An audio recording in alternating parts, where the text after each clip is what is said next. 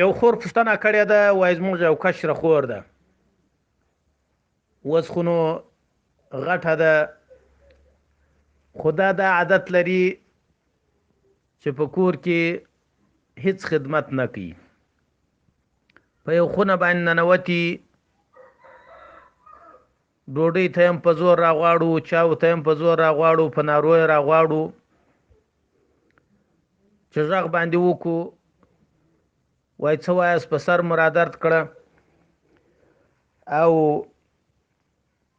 زموږ سپین سرې مور ده، وایي هغه مریضه ده، د اولادو خدمت ور د غاړې دی، د کور خدمت ور د غاړې دی، دا په هغه کې هېڅ مرسته او کومک نه ورسره کوي. نو وایي دې ته څه کول پکار دي؟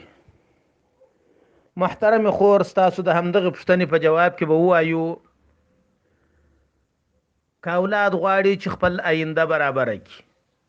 هغه که زوی وي که لور وي، نو د مور و پلار خدمت دې وکړي. مور و پلار دې د ځان نه راضي کړي، د مور و پلار دعا دې د ځان دپاره سعادت وبولي. که چیرې زموږ همدغه خور چې سپین سرې مور یې ګرځي خدمت کوي او دا په خونه کې ناسته ده، یا نعتونه اوري، یا بې وخته خوب کوي، یا د هغسې ناسته کار ته نه راوځي، خدمت ته نه راوځي، که چیرې دا د دغه کاره څخه لاس وانخلي، یو وخت به داسې وخت راشي دا به خپله سپین سري د اولادو مور به وي، د کور مشره به وي، لورانې به وي، لورانې به یې پیغلي، هغه به یوه خاشه په دا بله باندې نه ایږدي، د دې خبرې ته به هیڅ اهمیت نه ورکوي، د دې خدمت به نه کوي، د کور خدمت به نه کوي، اشپزي به نه کوي، جارو صفایي به نه کوي. نو دې ته به بیا دغه وخت وریاد سي چې هغه زما د بدعملۍ سزا الله په دنیا کې هم راته راکړه، آخرت کې به هم ځینې خلاصه نه سم. زما بدعملي دا وه چې مور ته مې د مور په سترګه نه کتل، د مور خبره مې نه منل، مور مې په عزت نه وه کښېنولې چې هغه په نالۍ ناسته وای، ما چای ورته رااخیستلی، ما ډوډۍ ورته رااخیستلی، برعکس ما ته به مور ډوډۍ تیاروله، ما ته به مور چایو تیارولې، ما ته به مور ځای هواراوه، او زه به بیا راتلمه باندې کښېنستم، به هغه به ما په ځان باندې بده لګوله چې مور به راته آواز وکوي، یا به بل د کور غړي راته آواز وکوي چې راسه ډوډۍ یا چاو ته راسه. او دا د قیامت د علامو څخه یوه علامه هم ده. جبرائیل علیه السلام راغی پیغمبر علیه السلام ته، د رسول الله سلام سره صحابه کرام ډیر ناستي، ډیرې پوښتنې جبرائیل علیه السلام ملائکې د رسول الله سلام څخه وکړې، ملائکه د انسان په شکل کې رااله، صحابه کرام وایي موږ نه پیژندل.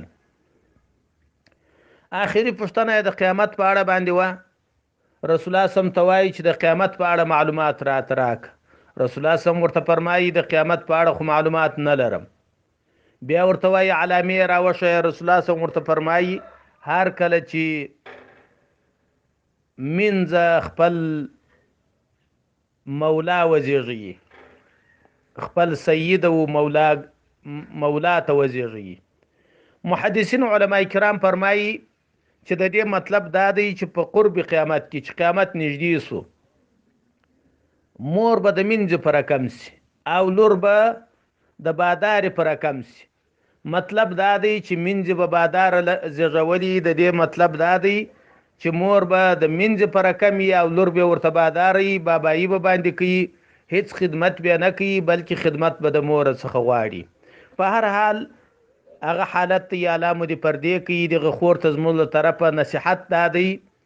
چې که چیرې د مور خدمت ونه کوي، خدای مه کړه د مور ازار دی یووي، ستا مور که په خبرو نه پوهېده، که په عقل کې څه سره کمزوری وه، که هر رقم وه، وایي پیر که خسته یم د مورید بس دی، پیر که کمزوری یم دی د مورید دپاره شافي و کافي دی. که چیرې تا خپل د مور خدمت ونه کوي،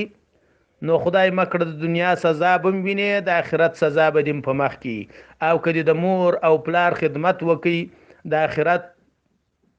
سعادت و جنت به هم ستایي، او د دنیا بخت او د دنیا سعادت او د دنیا عزت به هم ستای. په اخر کې دعا ورته کو الله دې د مور د خدمت کولو او د پلار د خدمت کولو مکمل توفیق ورته ورکړي.